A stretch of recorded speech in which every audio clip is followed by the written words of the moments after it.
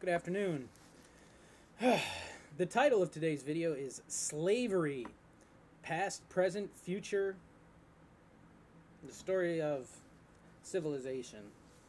As always, this is not a video you need to watch. It's just me speaking, so it's just something you can listen to, whether you're in the car or doing chores or working out or whatever you're doing. For my usual listeners, I'm going to take it. My outline on this is like over 2,000 words. This is a pretty big subject, lots of material and food for thought to cover in this subject. So I'm going to take a little slower. I've been trying to keep the video short and a little more to the point. But this one I'm going to kind of take my time with it. It's a subject that's really kind of a labor of love for me, as ironically as that phrase could be used with slavery. That's how much I hate slavery. I love to tackle it. In fact, my son, John, is named for John Brown. Not a character I'm really a big fan of at now, but when he was born, I was. So I kind of double it as saying, it's either, John, the disciple, apostle, or John the Baptist. But yes, my son's actually named after John Brown. I'm not going to explain who he is if you don't know. Go Google him. So I'm going to take it a little slow. There's a lot to cover, so just bear with me. Be patient. If you're a new listener, maybe this isn't the best video for you to join in on, but oh well, maybe it is. So let's just get right into it. The scriptures are going to be worked in. I don't have one to preface it. So slavery. How is this defined? What is slavery? Of course, due to our societal conditioning, when we think of slavery, instantly what comes to mind is slave ships and Africans being whipped to pick cotton. And while this is slavery, it was not the only condition that describes slavery in history. Either, in the giant soup of human existence or even in this country. So how do we define what's slavery, what isn't? If production of labor taxed at 100%, okay, that's saying if everything you do is taken from you. If every work you're doing is for somebody else, okay, right, you get it. If production of labor is taxed at 100%, and that's our vision of slavery, at what level is it not slavery? For even black chattel slaves, when I say chattel, that's referring to the system of black agricultural plantation slavery that existed in this country. Even black chattel slaves, in a lot of times the worst of conditions, were still often, notice the word choices, allowed to produce vegetables and animals on small plots of land to feed themselves. You're a slave owner, it's just smart, right? Yeah, you guys want to go have a garden and a couple pigs? Yeah, go for it. So see, even their labors were not fully taxed at 100%. They still, in their lives, had something they produced for themselves. It's where the, black tradition of collard greens comes from. And pork. It's just true. So, at what point is it no longer slavery? 75%, 50%, 25%, 10%? At what point? Well, what does Jesus say about it? This is one of those things that I doubt you'll ever hear preached in a church, because what does it do? It undermines public policy. And so just bear with me as I read it. When they came to Capernaum, the collectors of the 2 drachma tax went up to Peter and said, "Does your teacher not pay the tax?" And Peter said, "Yes." And when he came into the house, Jesus spoke to him first, saying, "What do you think, Simon Peter? From whom do kings of the earth take toll or tax? From their sons or from others?" See, remember in my Doubting God video, Jesus frequently asking his disciples questions to get them thinking? Because this is an engaged, intellectual, active faith. It's not some dead religion. He wants disciples. He wants friends. He wants, warriors. He wants people who are going to take initiative and who understand this stuff and are going to run with it. So, back to the scripture. Who do the kings of the earth take toll or tax? From their sons or from others? And Peter said, well, from others. And Jesus said, then the sons are free. However, not to give offense to them, go to the sea and cast a hook and take the first fish that comes up. And when you open its mouth, you will find a shekel. Take that and give it to them for me and for yourself. So see, Jesus says, what does Jesus say? From the passage, it seems like almost any level of taxation is considered slavery. Now, it doesn't say slavery. It says, then the son. You have to do a little implication. You have to do you can't just go from letter of the law. You have to be able to discern the spirit. Okay? A lot of people still, even in the New Testament, are trapped in not being able to read between the lines. They're still trapped in the flesh, trapped in the letter of the law, and they can't see what's going on. But Jesus clearly says here, the sons are free. They don't pay tax. Which means as an American, proud to be an American, right? Land of the free and home of the brave, do you pay income? Do you pay tax? Okay? Then what would Jesus say about the condition of your freedom? That's all there is to it. Even just this 2 drachma tax. I don't know how much that is, but this is just one little fee. You and I work for the government, quite a lot of us, 1 or 2 days out of that paycheck is going to the government every week. So we're a lot more enslaved than met the requirements for this.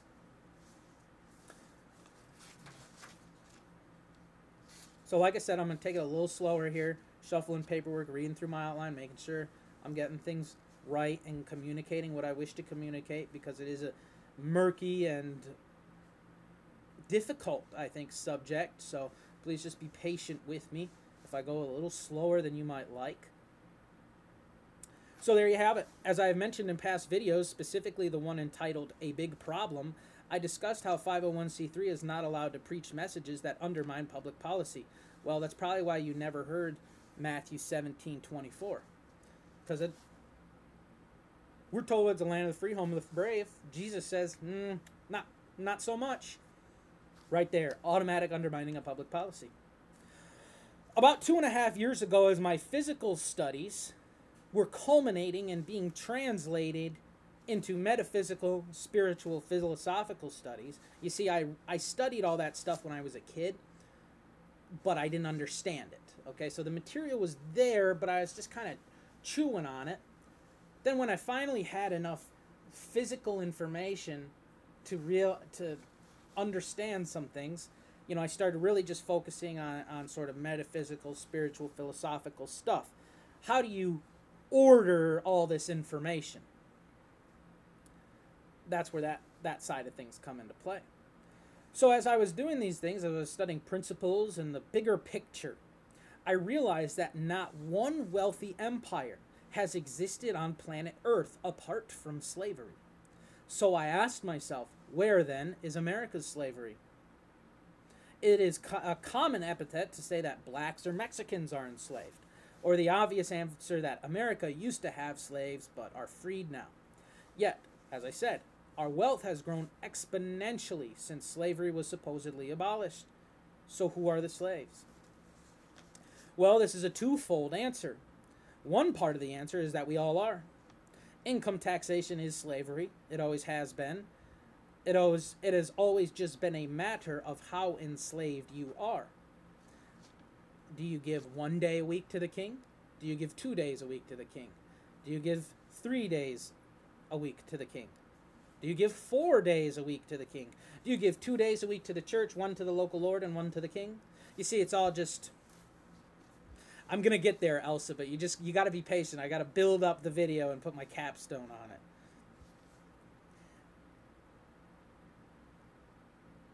I should have gone over the structure of the video a little bit in the beginning, so people know you got to be patient with my stuff.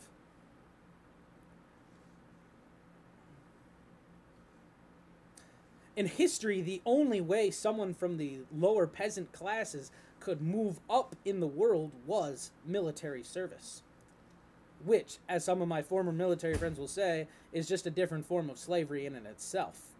Military slavery is as old as the pharaohs, the Mameluke class being an easily identifiable and researchable group of these military slaves.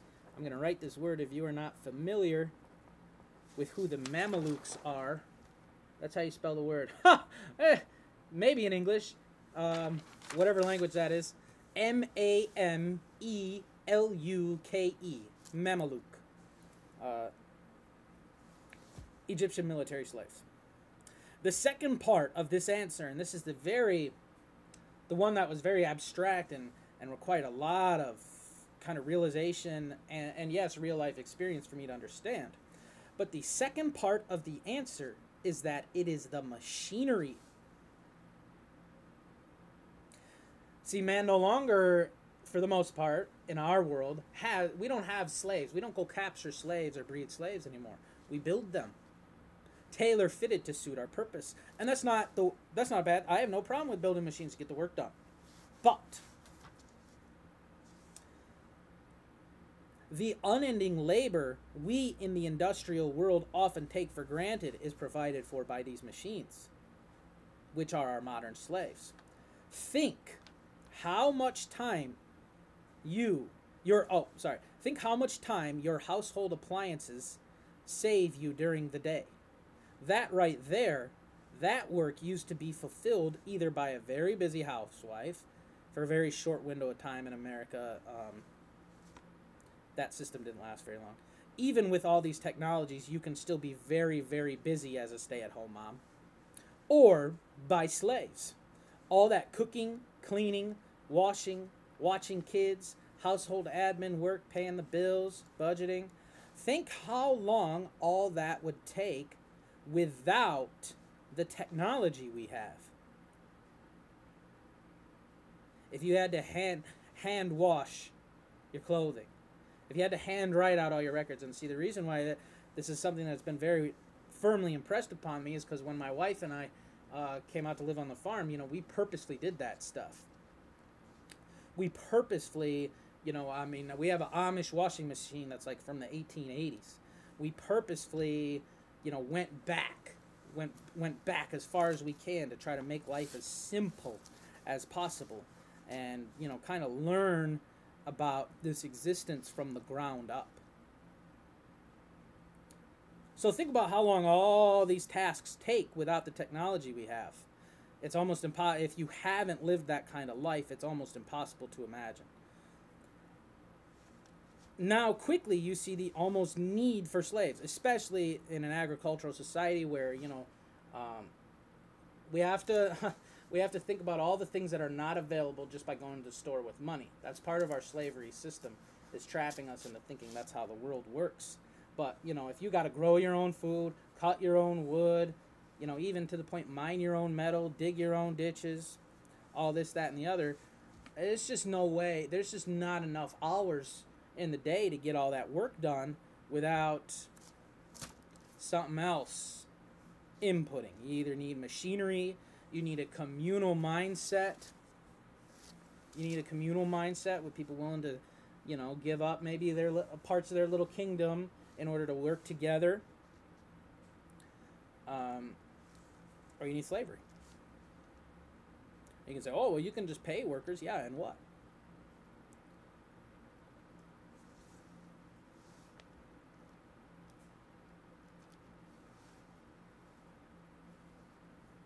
And so, as I kind of covered, if this world does not provide a need for slavery, it provides the almost internal necessity to live communally, which is where our Christian system comes in. So then what's the problem? If machines are our slaves, what is there to worry about? Well, no master is greater than his servant. If machines... the slave master, as I said, no master is greater than his servant, and the slave master is as much a slave as the slaves are. And I know it's hard for us to imagine that. But he is completely dependent upon them. That if the master doesn't have his slaves, then he no longer has that comfy life. He no longer has his position. If the slaves overthrow the master, what is the master? He's nothing now. So, as slave masters of these machines, so our slavery then is to the system necessary to produce this comfortable, physically comfortable, but not so spiritually or mentally, as we are seeing as time goes on, to prop up our comfy industrial consumer life. I have touched on this before, that many of the future dystopian novels written in the 20th century were about nations of essentially government slaves, people who weren't slaves in that they were whipped, but they were slaves in that there was one system, there was one way to live, and any other existence was incompatible. So you either lived that way or basically you're disposed of.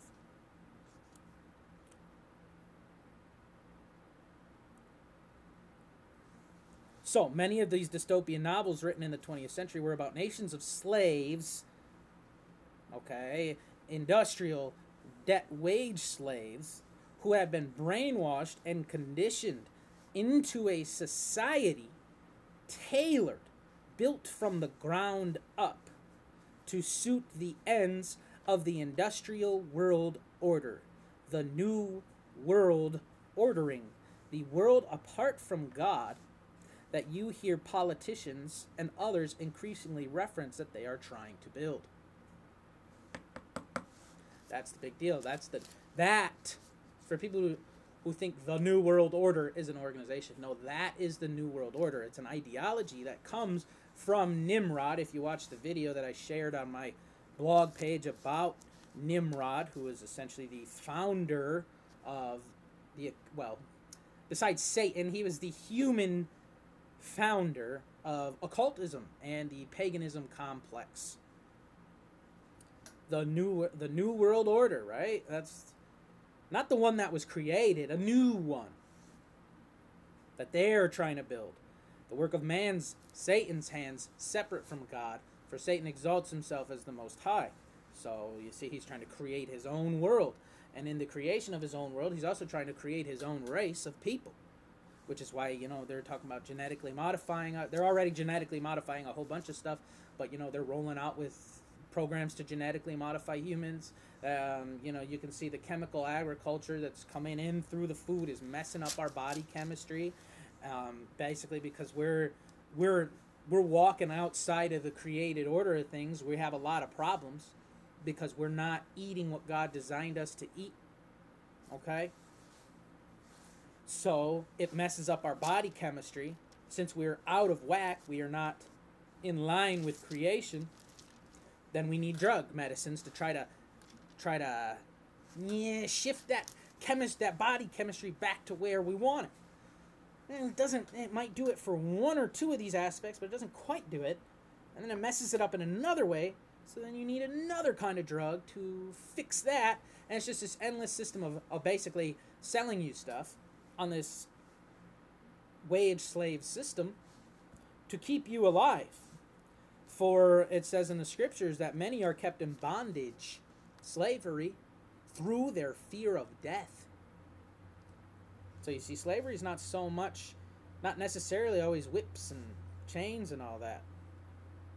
It's mental. And we're going to get to spiritual and how it plays out, you know, in the Bible in a little bit.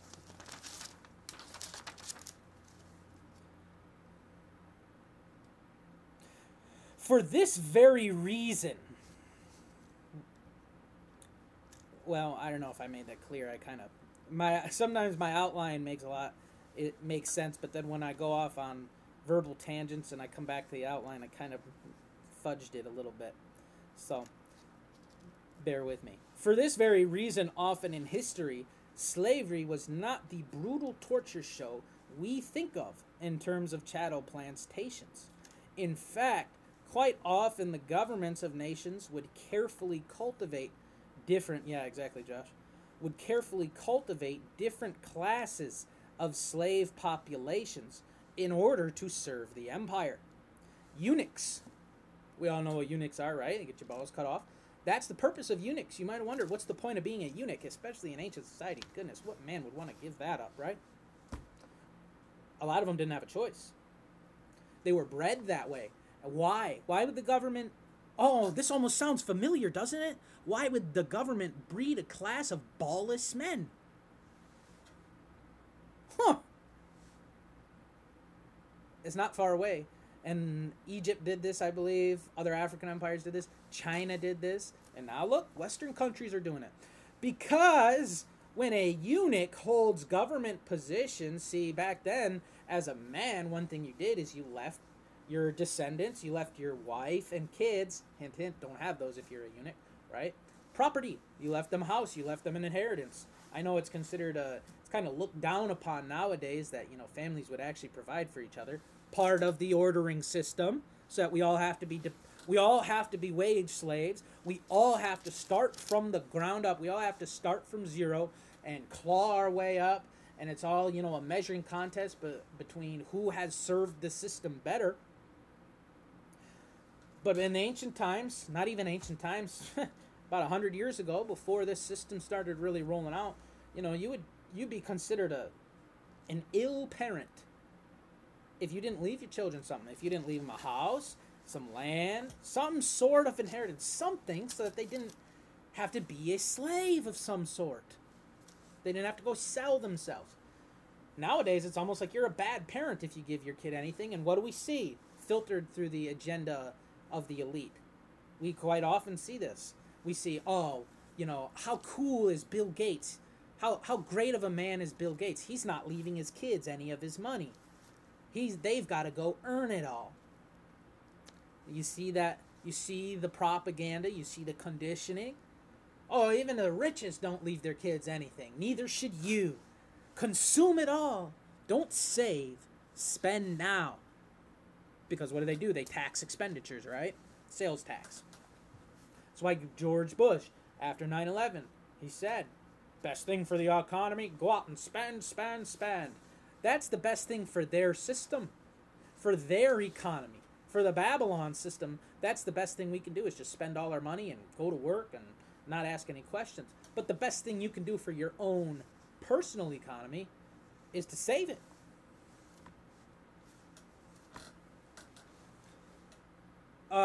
Josh, I respect Dave Ramsey, but I think what he's doing is generally it's carnal. It's what happens when you take the scriptures and you interpret them carnally, and you don't really have the Spirit informing you as to what to do. So while what he says makes a lot of sense, the thing is I listened to Dave Ramsey for 10 years with my quote-unquote secular Jewish mother, and there was never a problem. So you see, what he did doesn't set you against the world. What he promotes doesn't set you against the world. It sets you up to serve the world.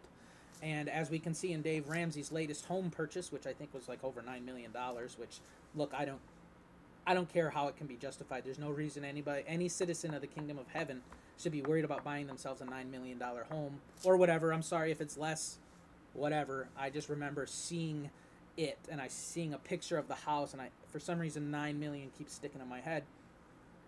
There's no reason why a citizen of the kingdom of heaven should be worrying about storing up some treasure like that on this earth while what's going on is going on. Can't serve two masters. And I have respect for what Dave Ramsey does, and I understand it. It's very 20th century Christianity to me. It's very worldly. It's very, how can I use God to justify my little kingdom?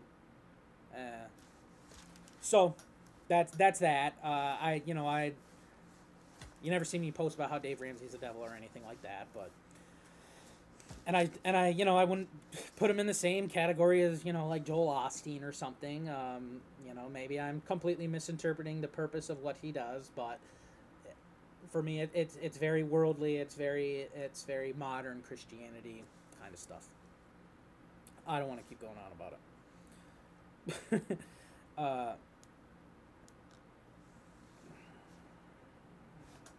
All right. So, back to the eunuchs.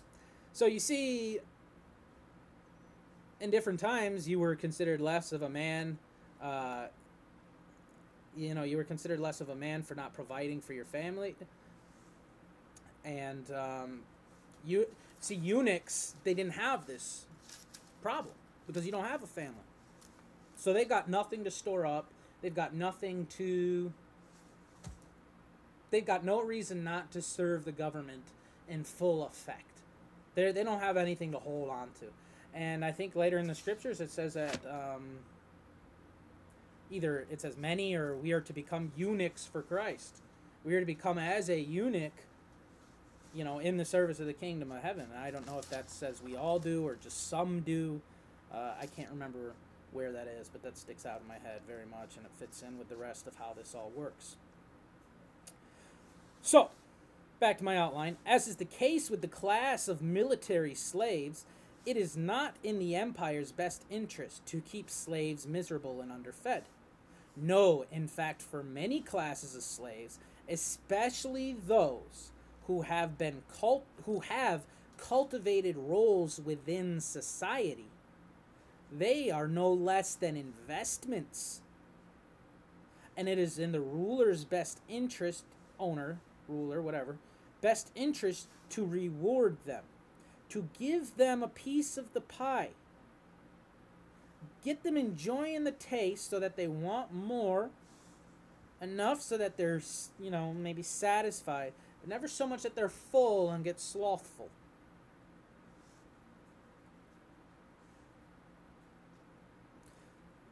Get them enjoying the taste so that they seek more. Now, this is, of course, opposed to the spoils of war type of slaves who would, be often viewed as, excess human garbage and cheap labor and, just nothing.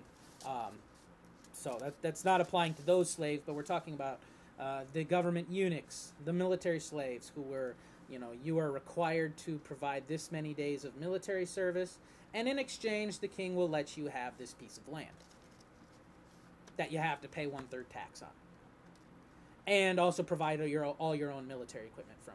And for that, you get to not be a serf. It's just a different form of slavery, and because they got a bigger piece of the pie, because these military slaves, and this is just huge, especially all throughout the Roman Empire, that's what citizenship was basically. They're basically military slaves, the military society. Big also in the Byzantine Empire. Because these slaves had a little bigger piece of the pie, they really looked down on those who weren't willing to do what they did to get it. And let's just be honest, there's a lot of guys in the military who have that same kind of attitude. I know my dad certainly does. If you watched my education and money system videos, you'll see now this is where schools and religion come in. It was this class of slaves, the admin, the soldiers, the middle class, the overseers, the go-betweens between the ruling elite, who don't ever want to have to work a day in their life, and the unwashed peasants that government-funded schools and religion targeted. It was this class of people that needed to be brainwashed into doing evil against their neighbor for the common good of the Babylon world system. So I covered a lot of history about slavery, and now we're into the modern age. Wow, I didn't even cover like half as much history about slavery as I wanted to, but a lot of us are well familiar with the history of slavery, so now it's the current age that mystifies many of us. Many of us are well familiarized with the terms and events of history to some degree. However, we lose track when things become secular, when things become modern. We lose track of how things remain the same because it seems like so much changed. It's hard for us to see how they're the same. That is the value of me doing primitive agriculture, isolating myself from society, immersing myself in ancient writers' teachings and the Bible. That's what that's given me, is that I have an ability to connect. Praise be to God. He gave me the meat to connect these bones between the past and the present. So to the modern age, well, slavery as we are conditioned to think of it, of course, still exists in Africa, the Middle East, and parts of Asia. But modern American slavery had to change. Abraham Lincoln did not free the slaves. He simply expanded the program to include all Americans. For a while, because if you know history, you know Abraham Lincoln didn't care about the slaves one bit. It was just political. He said if he could keep the Union going without freeing a single slave, he'd do it. He didn't care. And he was racist, too. He was admittedly racist. He didn't see equality between blacks and whites, as far as I have been made aware, and he also wanted to deport black people after he freed them. Because while Abraham Lincoln supposedly freed the slaves, connecting to the first part of my video, he instituted the first income tax. So how is this man with his crusade against slavery also just going to enslave all his own people? You heard me say American slavery had to change. Why? Simple. It's the industrial economy. Lots of complicated economic matters in very short form. Here it goes. This is not going to be an economics lecture. This is 2 sentences. Industrialism requires, and you know, they say, well, we're in the information age now. Everything's industrial. It's even more industrial than it was back then. Industrialism requires huge and infinite demand, because that's the only way you can justify building such big, expensive machines. See, if you or I need a bowl, we can go out to the woods, we can hack out a little piece of wood, we can get out there and cut, there we go, we can make our own bowl. And it might take a day or two, but what does it cost us? If you live on the land, what does a piece of wood cost you? Like nothing. They're everywhere, right? Some time? Well, God gave us all the time in the world. The only reason we have this time is money thing is because of this system.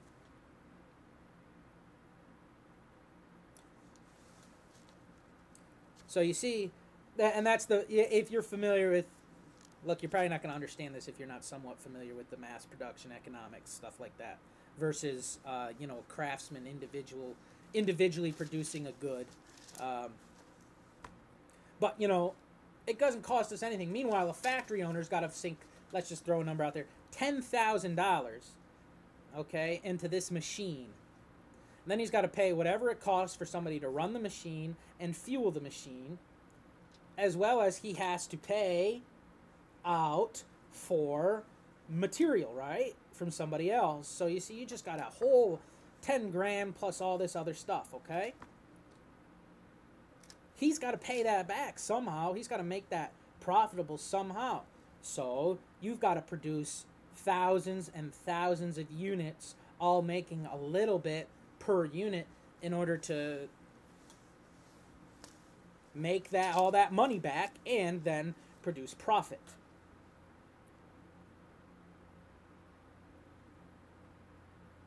But see, you or I living on the land, we don't have to worry about that kind of stuff. Because without taxation, why do we really even need cash money? And you say, well, cash money was, you know, invented in order to, you know, make the exchange of goods and services easier.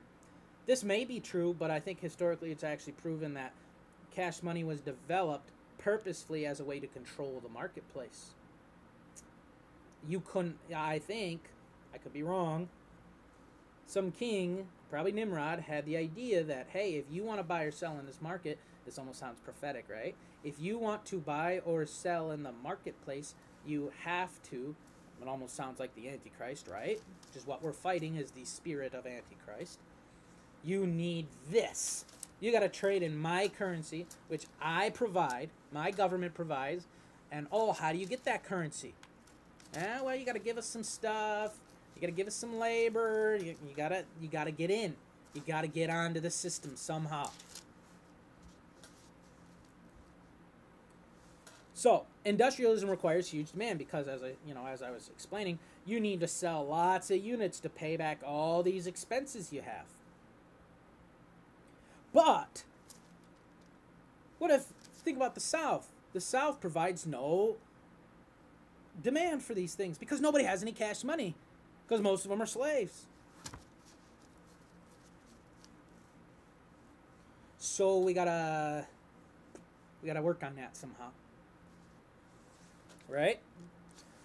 It is way better for the industrial system to have every household function independently, with each family having to buy their own set of tools, their own this, that, their own dishes, each family having to buy their own set of industrial goods, than to have a communal unit of people who share these things. I know that's a nice way to put slavery, but that's what it is.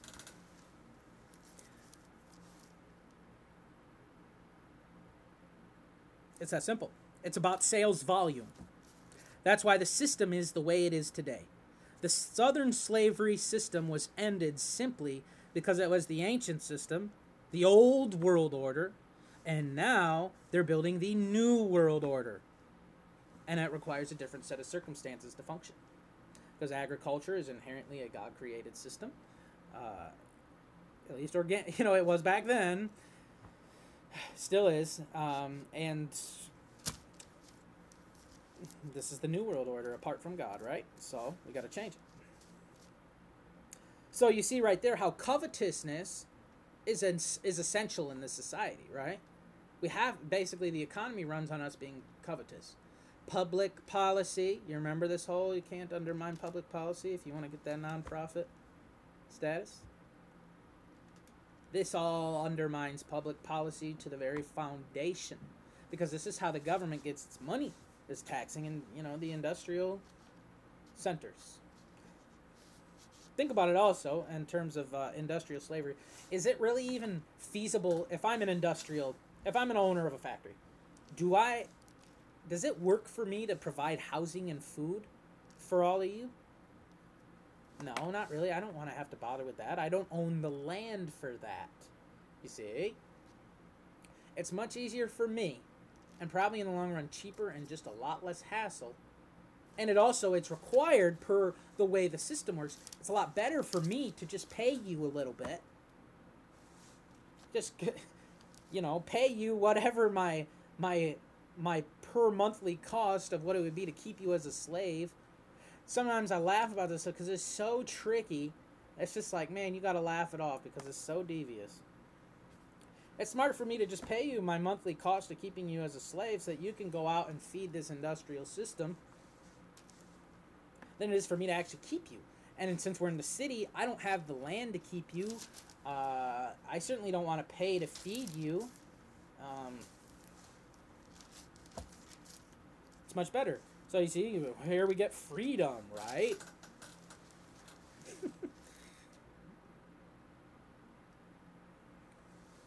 So you see how these circumstances are shaped by the demands of making a profit.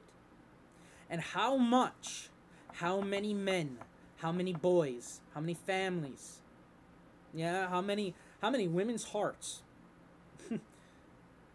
how much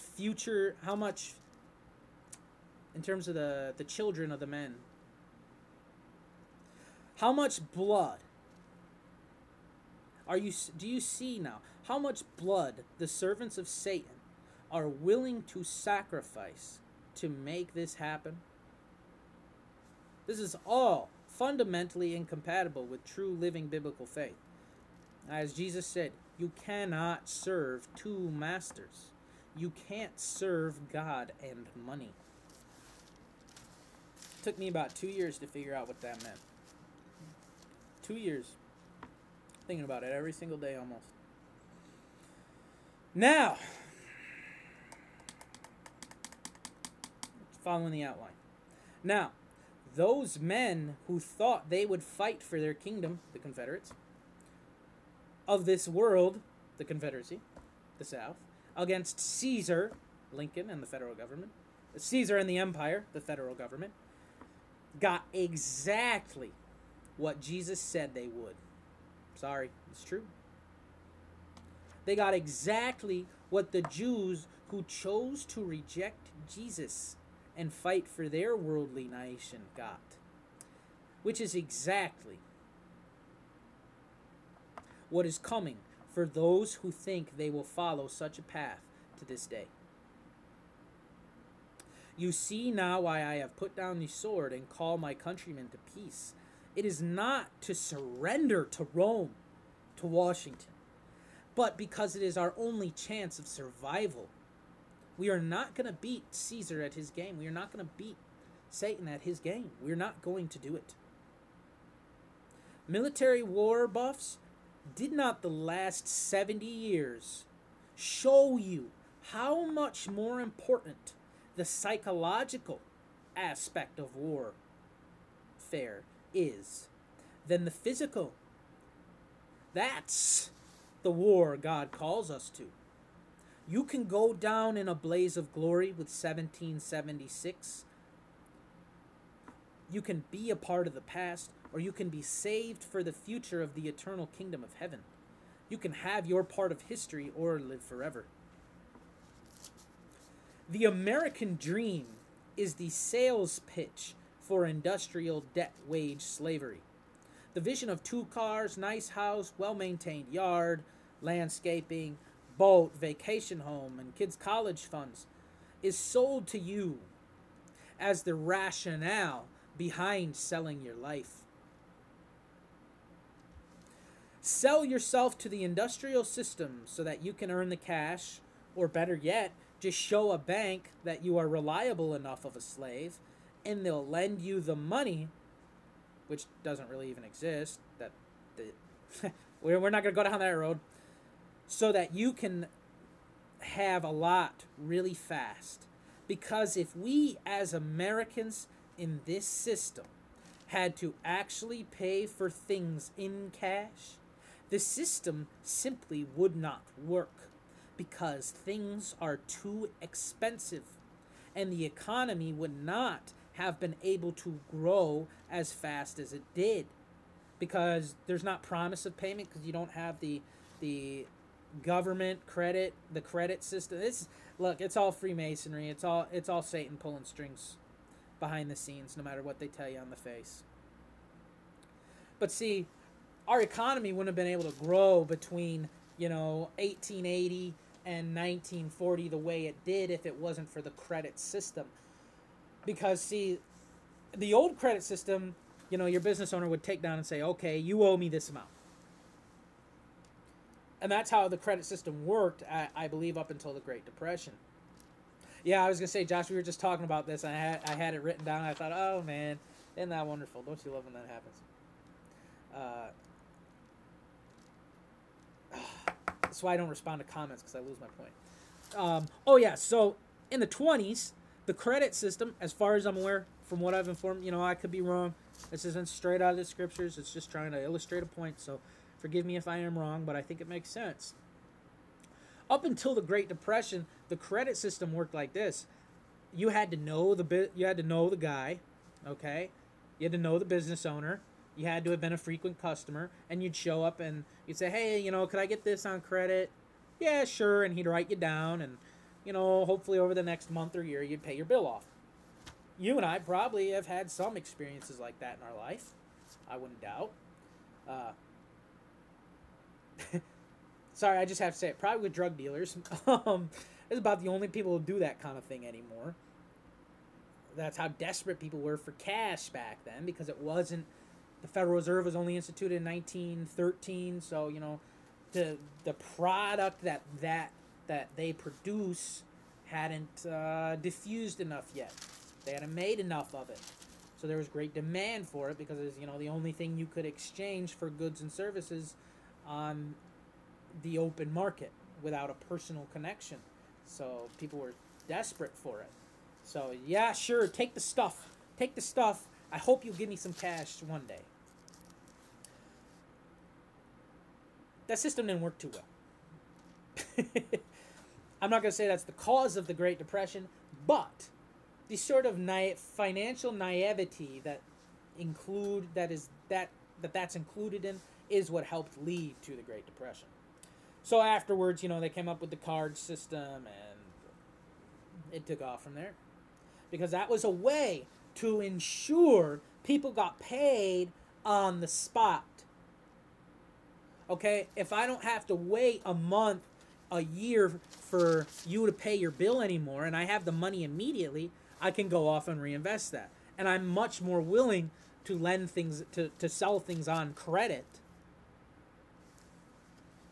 because I'm getting paid immediately. I don't have to wait for this, for life to take its course, and I don't have to have a personal relationship with the person I'm crediting. It's just like, yep, here you go, and then the debt all goes on them. And see, that's where the credit card debt, 20%, all in, basically, which owns a lot of people's lives, comes from. Which is why you have to go to work which is why a lot of people have to go to work every single day. Because if they don't,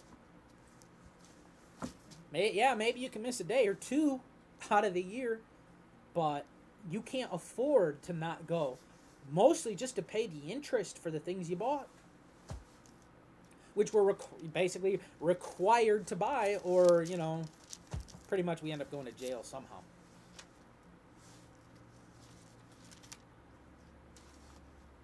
So I hope that my little segue into the credit system and how the switch in our credit system is what led to this drastic economic growth.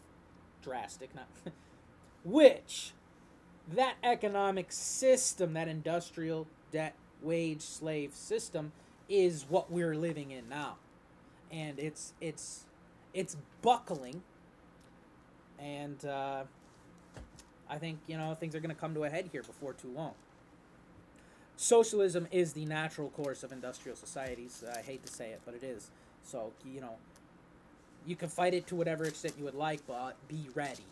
Be mentally engaged and ready for it to come down the road, either in our lives or get our kids ready or whatever.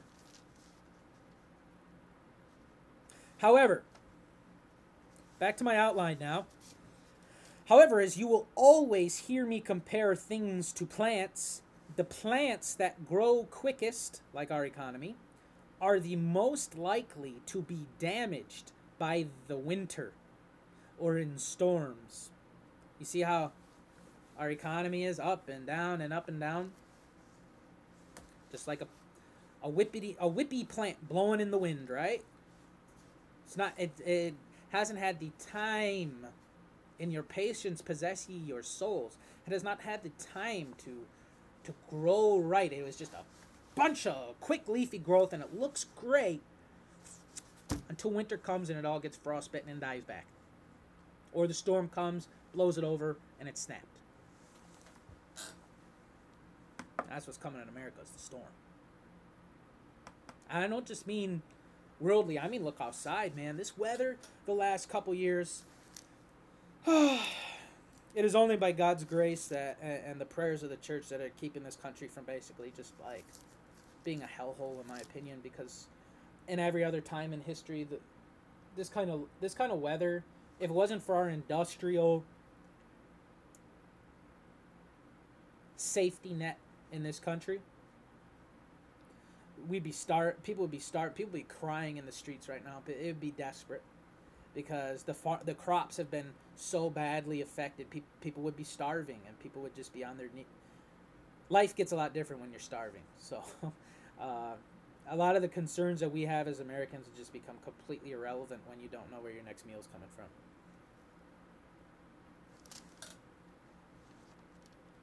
It is my firm belief that if we did not have that credit card system that I just described a few minutes ago, this system, this industrial debt wage slavery that so many of us think that this is just how the world works, I don't think this system would be so appealing to people. Because without the credit system, everything you buy, and this is how it goes for me because I have no credit. Hi, Pinky. Everything you buy, for me, because I have no credit, is measured in hours. I think something's $50. Okay, that was 5 hours of my life. That was 5 hours of my off the reservation life. 5 hours for working for the man that I had to give up, and if you want to take taxes out, is even more. You know. Not that I've worked for $10 an hour in a while, but whatever. Just making it simple. A lot of things we buy are way more than $50.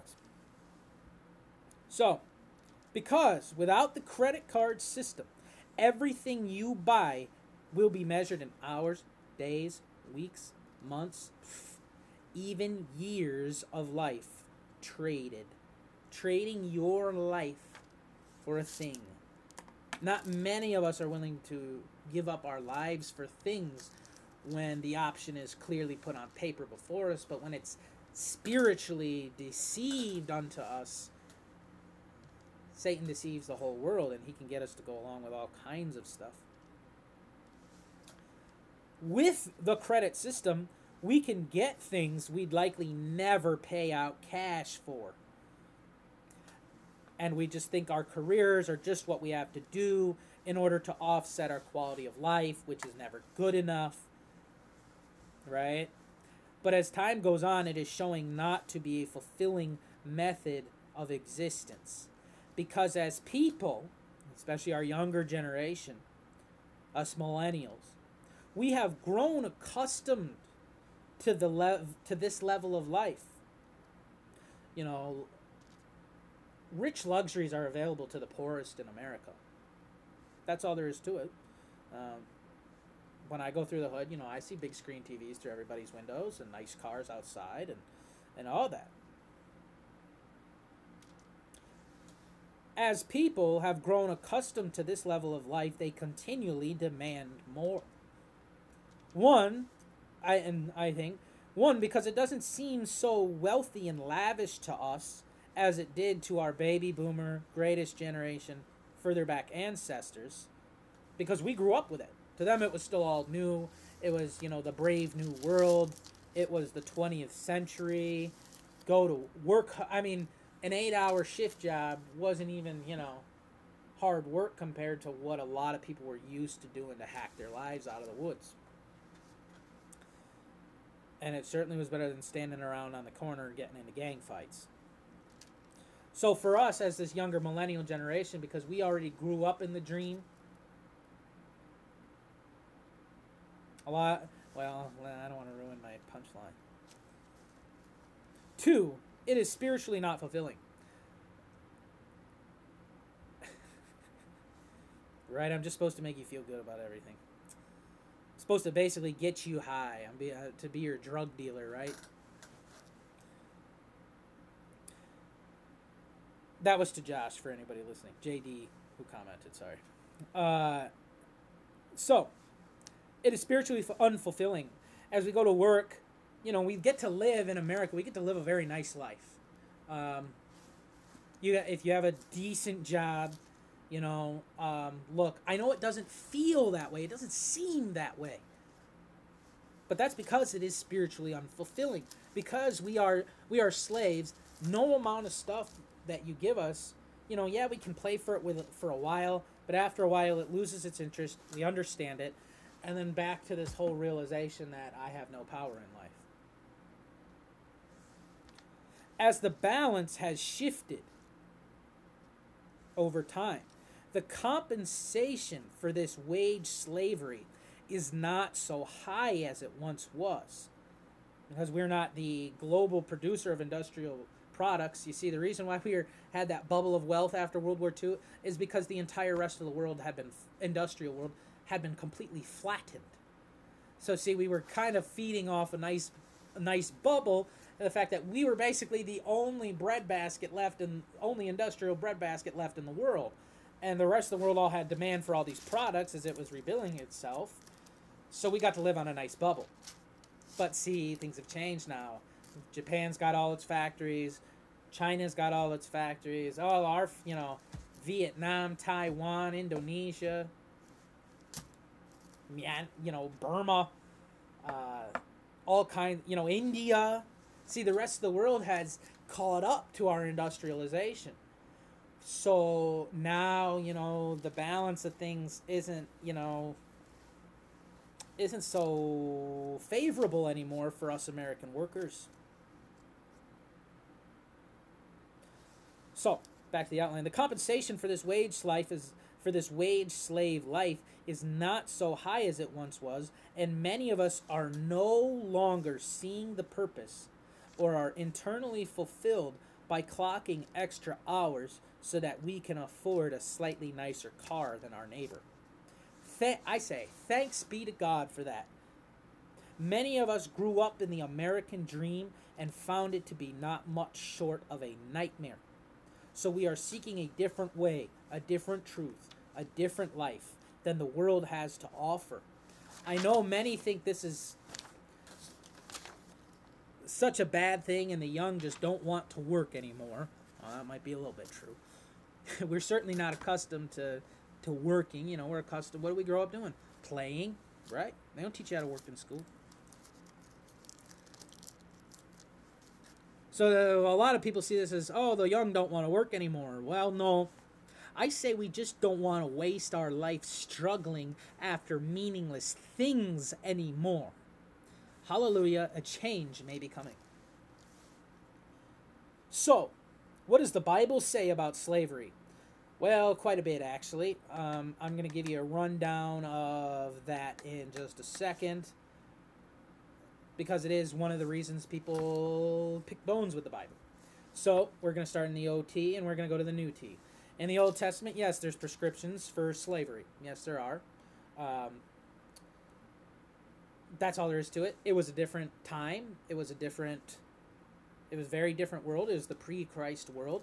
And if you actually look at the Old Testament laws regarding slavery, as far as I can tell, they're extremely just. Very much in line of not letting the master think that he is better, that he is somehow better than the slave. You know, the slave's to be treated as you would any other person. Slavery was a fixture of society. As I explained earlier in the video, it was almost could be viewed as a necessary fixture of society. It's just how things got done. And while we have the extremely negative connotation of the word slave per our experience, as is true in history, most of the conditions of the slave were, of course, determined by the slave master. You know, they're very well. There's lots of look. There are tons of accounts that I've come across in history where, you know, the slaves of a household will die for the master because he treated them so well. He treated them like equals. You know, slavery was a fixture of society. You know, judging slavery then is like, oh, it's almost like judging welfare now, like saying, you know, if you get food stamps, you know, you're Slav, blah, blah, blah, you're all these things. No, all right, it's a fixture of society. It's the world we live in. Take some time to understand on a case-by-case basis instead of just lumping everybody into one group, right? I can actually close this now. So,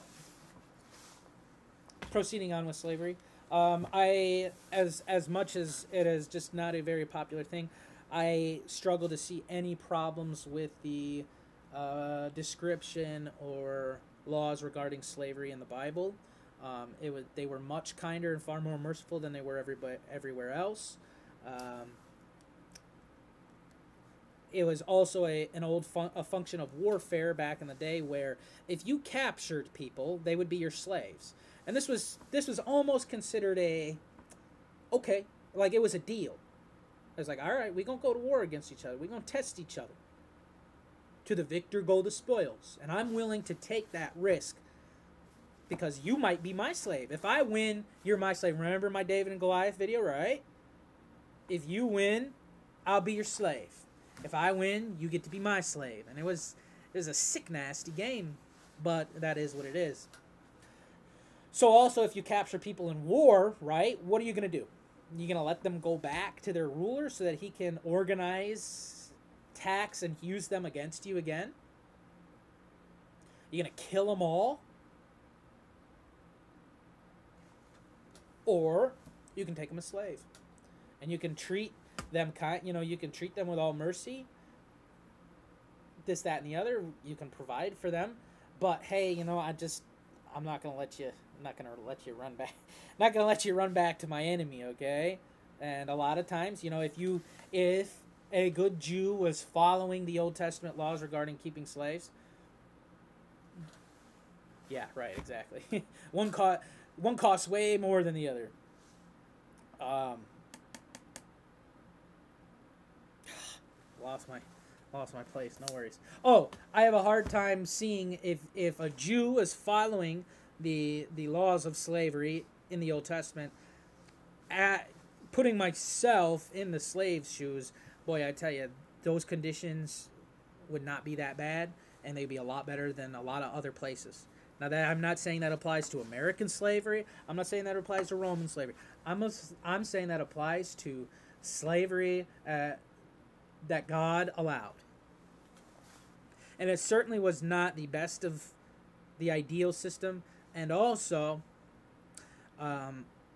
actually, the act of going around, being a slave raider, being a kidnapper, going off on raids specifically to go, you know, capture people, right out of biblical morality, not allowed. So this is the capstone to this video. It's not as long as I was thinking it's gonna go. There's so much more supporting information, so many more case examples, so much more I wanted to express in this video, but it's, you know, it's already gonna be more than an hour, and I want to keep rounding my bases here. So I guess just before I go into the biblical culmination of slavery, and this is a big deal. If you got this far in the video, this is a big deal. This took me a while. But I would like to give a brief overview of the modern industrial debt wage slave slavery, okay? Person, basically, you have to have a job, right? There's nothing wrong with having a job. We need to support ourselves to live somehow. In order to have a job, I mean, look, don't get too finicky on me.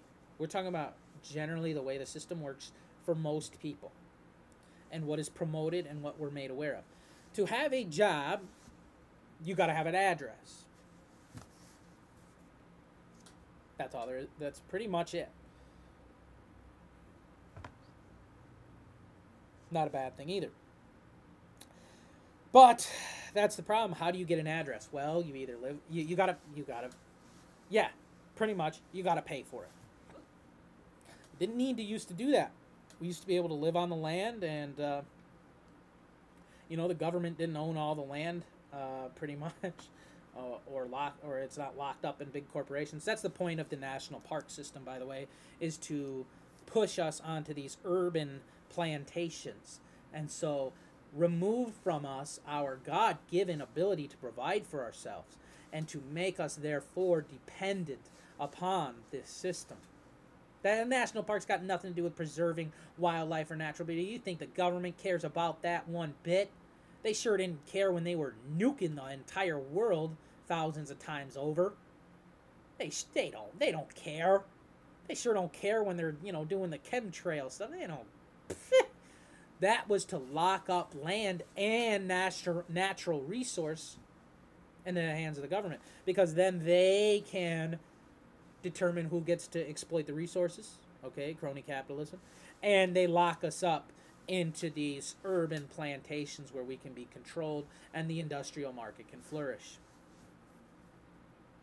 So, in this wage slavery, you know, you're a person, right, and you need a job, okay? You got to provide for yourself somehow, or you can just go get on the government plantation, but that's not, if you're one of those people, you're probably not watching this video. You gotta pay for your address. Well, how do you get from address to work? Well, you need a vehicle. Well, vehicles aren't really that cheap, so you need a vehicle. Emotionally, you need, in order to live this life in the flesh, if you're a servant of Christ, it's different, but, you know, you need lots of things. You can't afford, well, let's just get to the two main ones. You need an address and you need a vehicle. How do you get an address and a vehicle unless somebody gives it to you? You're either living bare minimum, bottom level stuff, you know, renting an apartment with 3 of your friends, you know, or you got to go into debt. You got to go into massive amounts of debt. That's the goal. There's lots of ways you can get around it by being real smart.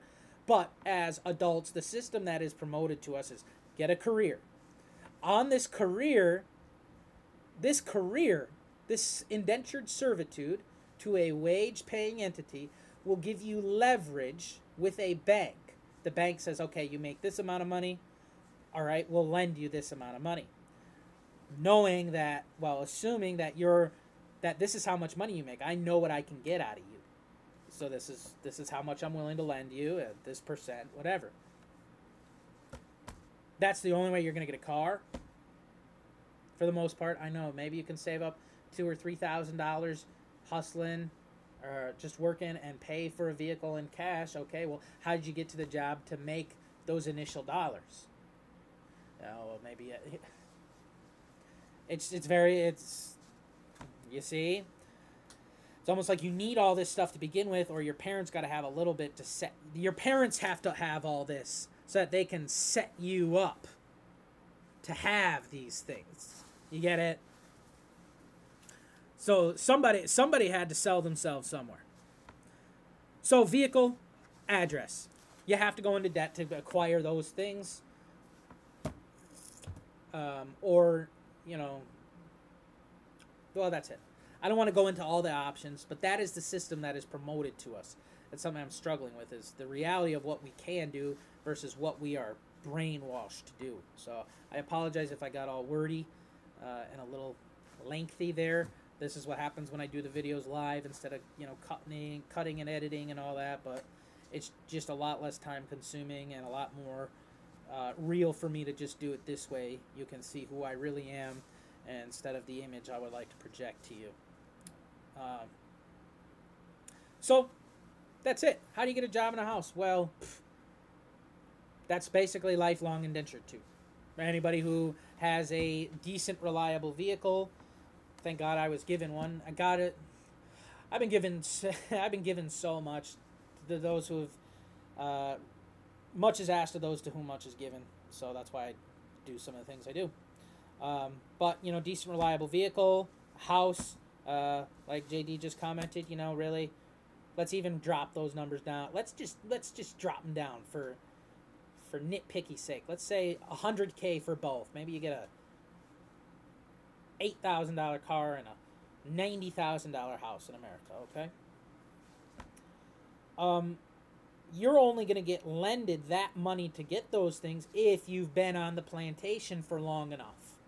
You had to have basically already sold yourself in order for them to see that the cycle, right? The cycle.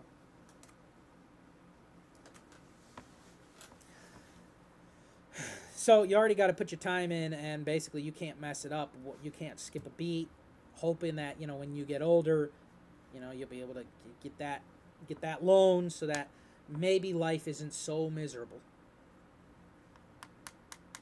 Because this life is not spiritually fulfilling. What are we serving when we do that? We're serving the US dollar. In God we trust, right?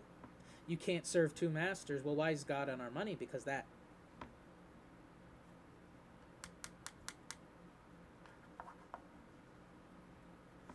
There you go, exactly. Just like it, there you go.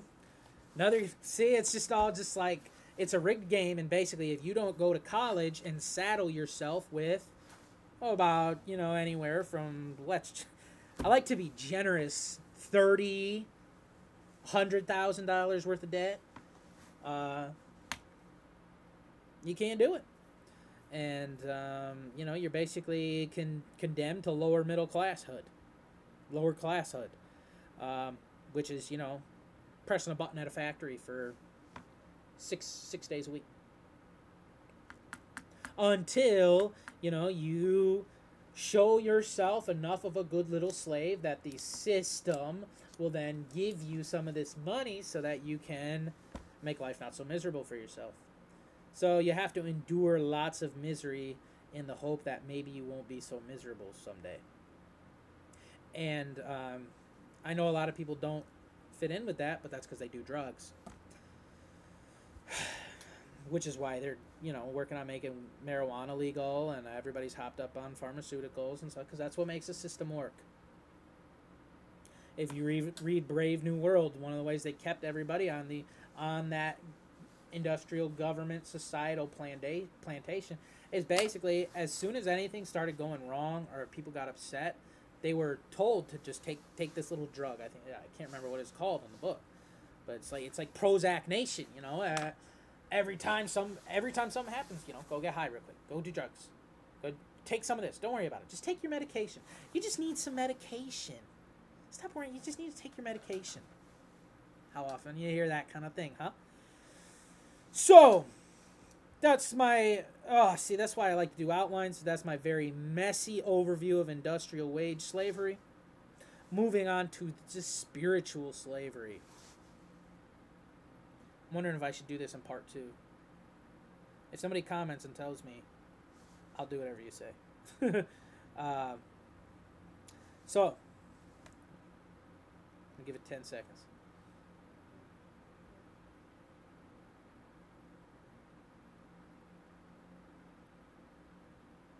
Alright, I guess we're going to go on to spiritual slavery. So, the Bible says, basically, we are slaves by nature. And Seth, if we're slaves by nature, why are you making such a big deal out of all this? Well, because what I'm not a fan of is...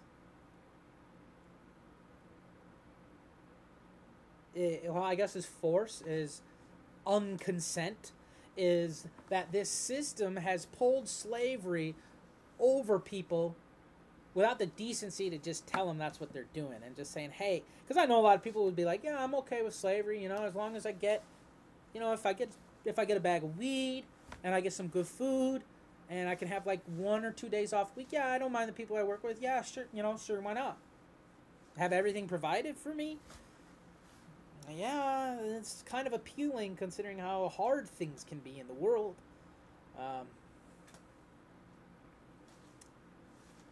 So I'm not a fan of the forced, of enslaving someone against their will, like I talked about, where they were, going around to houses and snatching people. Yeah, that's kind of what I'm working on. Or you have some side gigs. Maybe you got like 1 or 2 little businesses that you can do. I'm not saying that making money makes you a slave. I guess I'm saying that we have to indenture ourselves to that system if we want to. Yeah, that extra day is a big one. Because with how much time they claim of ours, we don't have time to really get anything done for ourselves. We're working for them so much. We come home, we don't have the energy. We don't really have the inclination. And beyond the things that just need to be done in order for us to take care of life, we just don't really have the energy for a whole lot of extra stuff. I've been there. I've spent plenty of time working. But at the end of the day, man, it's just not... It's just like, you know what, I already did what I have to do. Now I just want, and I didn't like doing it, so now I get to do what I want to do. And that's the trap. Because then we just get blind and we just serve our own little passions, and we lost sight of where the ship was heading.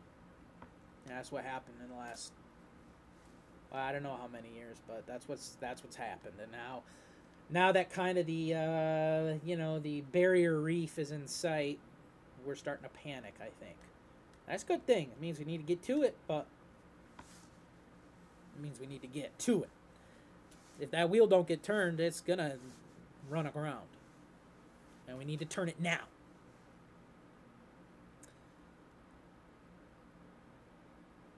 So the Bible basically says to me, all men are slaves. It is about choosing your master. Are you a slave to God? Are you a slave to righteousness? Are you a slave to God and righteousness?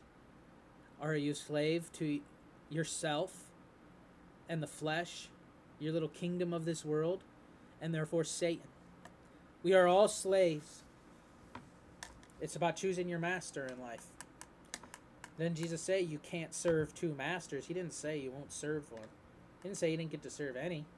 He said, oh, well, I serve myself. You're late, Tati. I'm already there. So, when we're slaves of the Spirit, see, we are consumed with serving one of the two. We are either consumed with serving ourself, our flesh, our desires, our kingdom, our little world, or we're slaves to God. We're slaves to righteousness. We're obsessed. We're enslaved by serving God, by freeing the slaves, by healing the sick, by shining the light. Those things have a hold on us. And, if these words in any way condemn you or make you feel like I'm shutting you out, we're all born that way. We're born slaves to sin. Sin has a hold on us naturally. So don't feel like I'm shutting you out. It's, that old man is something we got to fight off for a long time, and I still have my battles. So that's that. That's what the Bible says about slavery. I know it's pretty short capstone to what was a pretty big arch. No, I'm not a Freemason, and just good references. But that's what the Bible says. You're a slave to righteousness, or you're a slave to sin. You're a slave to God, or you're a slave to the devil. As per physical slavery, yes, the New Testament does allow physical slavery because it is a function of this world, and because Christ's kingdom is not of this world, whether you're a slave or not doesn't matter. It's how you behave as such that matters. So you see, yes, there's passages that are addressed to slave masters, because a lot of times in ancient society it was a crime to free your slaves. Per what I talked about earlier, about a lot of times they're your enemies. So it was a state interest that you hold on to your slaves and not free them. So what are you going to do? You can't, you say, oh, well, you can break the law, right? But see, God doesn't, he didn't command that we break, the physical law of slavery. It says, treat them as equals. Slaves, treat your masters perfectly, to bring them to, and you say, look down on Jesus, look down. That's because you look at evil as an evildoer. You look at the evildoer as a demon, as something that's not capable of being saved, because you don't understand the spiritual reality of good versus evil. You see the slave master and you say, he's so evil, he needs to be killed. Who would respect such a man? Well, you don't know how he treats his slaves, or the laws in the region he might be living. You might get put to death. It might be better. Think about it. Slave master, right? Righteous slave master. Okay? He says, I'm going to become a crusader, and I'm a moral crusader. I'm going to free all my slaves. All right. What if you get imprisoned or exiled for doing such? Bye-bye. Plus, okay, you set your slaves free. Good for you, bud.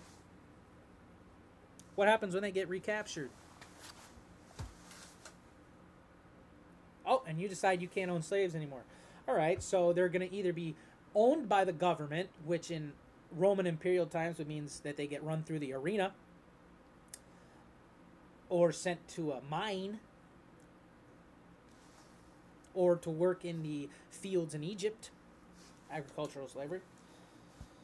So, great job your moral crusade did. Or, as a slave owner, you can say, yep, okay, I'm a slave owner. I am not going to treat my slaves any different. I'm going to treat them just like they were my brothers and sisters. We're going to work together for the good of our physical life unit, our household.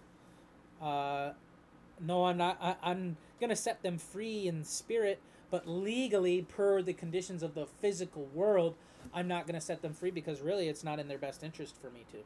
It's probably, it might be more dangerous for me to set them free than to keep them slaves, especially in the Roman world. America, right? You remember? You know, we had law. It doesn't matter if a slave was, quote, free or not. And I believe in Virginia it was illegal to free your slaves, because just a black man running around in America, that's good enough to get you, you know, chained up and sent to you know, one of the chattel plantations in Alabama. So it's just smarter if you're, you know, if you're a morally inclined slave owner, a lot of conditions, it's smarter and more merciful to keep your slaves than to let them go.